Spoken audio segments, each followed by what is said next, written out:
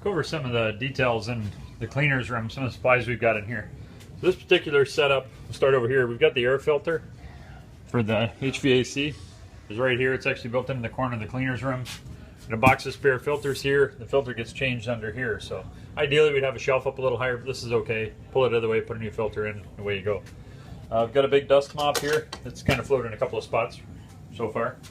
But you know, that's the quick, easy way to get the whole store. And then of course we got a couple other brooms. We've got this black one. We use that for outside on the sidewalk. It's a really rough broom. It's good for getting the sand and stuff out of the ashtrays that are out there. Gets them back out in the parking lot. And we've got one that's got smoother bristle for inside the store and the dustpan. Regular bucket, just you know, sometimes depending on how dirty it is, we want to put some water in there, put it in one of the carts, take it out with them with some rags so they can clean that way. Mop bucket we've got here is this is tied right into our main hot water system. So our main hot water system runs at 140, so we can get some really good hot water for mopping the floors.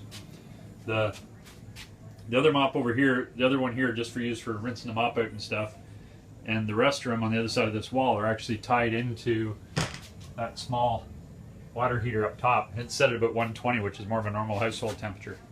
So it's only about 3 gallons, so it's great for the restroom. It's right there, it's hot, it works good, but we'd use it up every time we were filling this tank, and it is electric, so it costs a lot more. So we pipe that in straight off the hot water so we can get lots of good hot water. Mop the floor, it dries fast, it works out really good. And this one, we actually had some extra tile from the restroom, so we tiled all around the back here. Got the laundry tub. This spot, a place for the cleaners to wash their hands. You know, they can throw some rags in here if they find something they want to dump out. They don't have to pour it in the restroom, you know, depending on what they find out in the store. Got the kitty litter scoop for cleaning out the cigarette butts and the ashtrays. A couple of various scrub brushes. These work good to get down inside the soap trays. You just kind of wrap a rag around it. You can scrub it around, it doesn't spray all over. And then something to get into things a little harder. And then a little scrub brush for the edges. The one cleaner, he's actually got a signature around here somewhere. It's just a little small one that fits on his knuckles, so you can just walk around with it and just scrub those little tight areas while he's there. Bucket for dirty rags, so they're tossed out of the way and then they can go in the washers. Up here, just got a couple of simple shelves. The toilet bowl cleaner, garbage cans. Keep a cup here with some tokens in it for them to wash the rags, and then when the rags are done, they get all stacked up on here.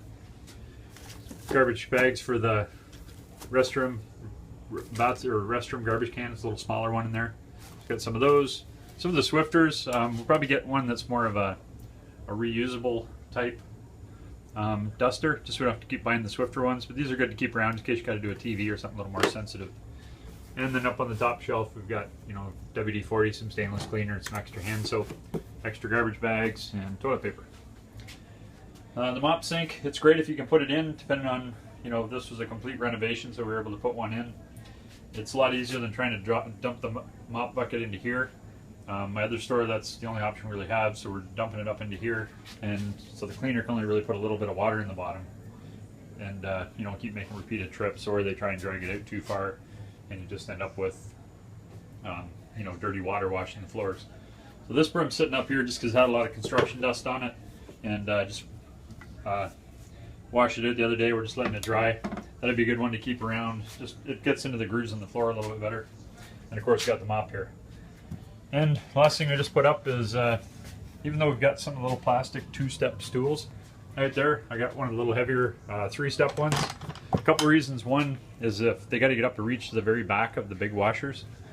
So, for example, you know, when we get to these big washers down here, it's a long reach to the back, and I'm just concerned if they're stepping on the little small 2-step stool. Let's see if we can find one. Maybe they disappeared. You never know. There they are, they're both over there. So the small 2-step stools, they're okay if you're just working on putting soap in right at the front because you're standing straight up on it.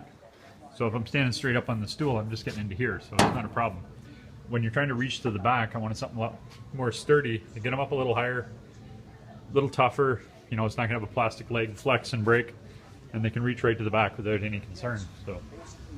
So we got this stool here, 40 bucks at Lowe's. You can get them at any of the big box stores. But it's hung it up on the wall so it's out of the way. We're not tripping over it. And then Probably not telling you stuff you already don't know, but it just gives a really good, solid, firm footing to get up to those stuff and reach in the back. Same for your own maintenance. When I'm doing maintenance, I can grab this one. I can reach up to the back if I got to work on some programming or something, or get back into the dip switches. This will get me up nice and high, and I'm not worried about that little plastic thing shooting it from underneath me. Or if I got to climb right up on top of some of the big ones, I got a step that, you know, I'm twice as high as the plastic ones here to get back on. So that's the basic cleaner's room. It's probably the nicest, fanciest one I've ever put in. Some of the other ones, they just kind of end up with, you know, whatever was in the corner was there. But because we built this from scratch, we were able to do a little bit better work on it. And again, we got all tiled around here. My tile guy, he did a great job. He actually cut the bottom tiles so that the seam would line right up at the top edge, so you could put a full tile on the top edge, get a good seal around that. So if you got any comments or questions, laundromathowto.com, all the info will be there. And this is your basic setup. You know, keys up there for soap dispensers, and in this case we've got the HVAC in here, but that's okay. Let me know if you got any comments or questions. Talk to you soon.